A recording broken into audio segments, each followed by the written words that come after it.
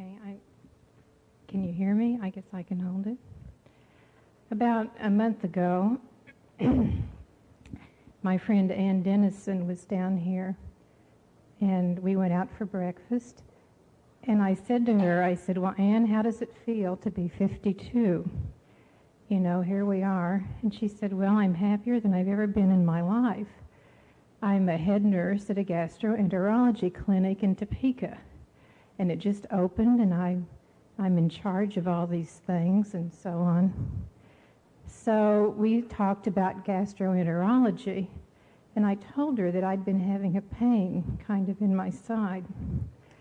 And it wasn't anything very, difficult. I'd been being treated for ulcers, but it just didn't seem to be working.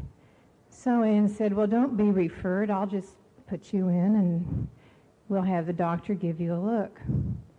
So I went up right before Labor Day, and I did not have ulcers, so they made some more appointments right after Labor Day, which I think was last week, wasn't it? I don't know. It's all kind of... Anyway, so they put me in the hospital. I was jaundiced by then. They operated, and they said there is a tumor on my pancreas, and it's 2 inches in diameter, and it has grown to the liver. Well, my sister Sarah was there, and my daughter Edri, and they just said, that's tough, you've got 2 months. So Edri and Sarah and I just kind of thought, my goodness, that's amazing. We were kind of coping with this. On Saturday when I woke up, Jerry came. And I thought, well, that's odd. I don't think I'm in Fredonia. And I told him Bill and Ron had come and were staying at the St. Francis house. So when Bill came back, I said, did Jerry see you? And he said, yeah. And we thought, well, that's odd. We thought, well, why did Jerry come up here? We said, well, he probably had a meeting or, he happened to be in the neighborhood, and it took us about a week. I have a suspicion that Jerry just came up, which I'm still curious about.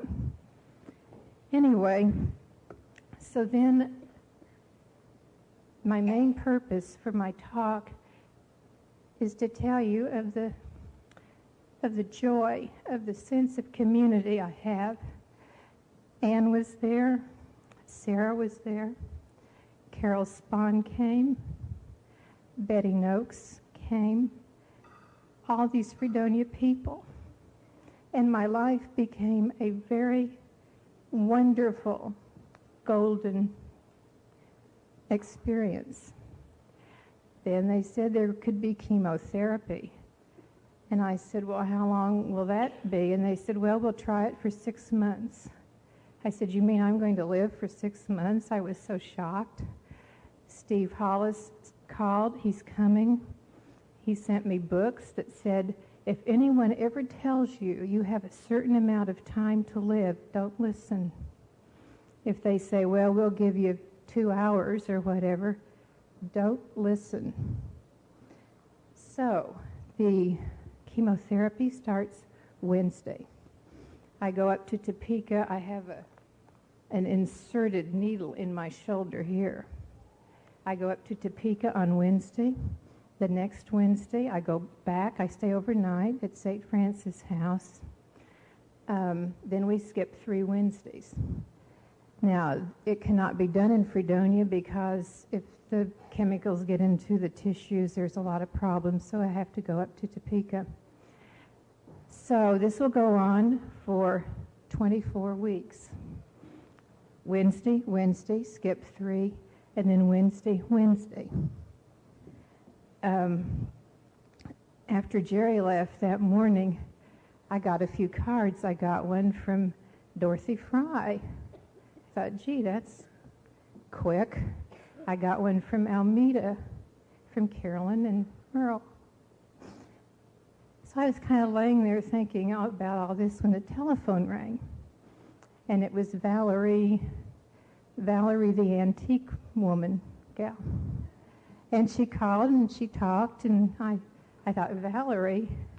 So when she hung up, Bill said, well, who's that? And I said, well, that was Valerie. He said, who's Valerie? So we talked a while about who Valerie was and so on. I became so empowered and energized from these contacts that I decided I would really put you all to the task. I'm going to try to live until February. I'm not just going to live through Thanksgiving and Christmas, but on through February. So what I want you all to do is every week get a postcard and either sign your name or write I'm with you, or don't write anything. Just send me a postcard. And I'll tell you that energizes me to the point that I don't think anything's wrong with me. If you can do that for 24 weeks, then I'll do my part too. So I'd like to close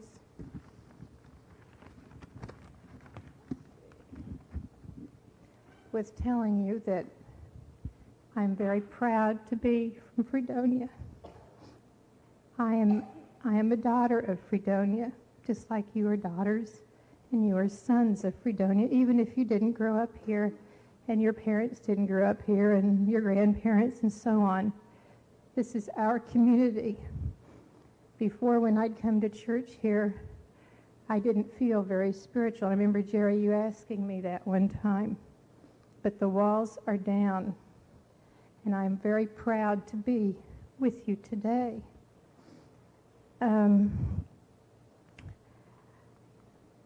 I have the faith to persist. I have the faith to develop hope, and I have the faith to receive your love. Now abideth these three, faith, hope, and love. But the greatest of these is love. Please don't turn me loose. Thank you.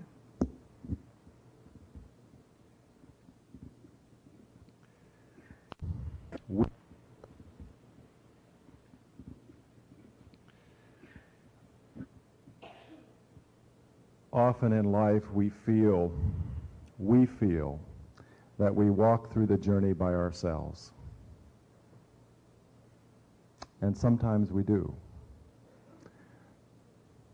But more often than not, there are those who walk with us.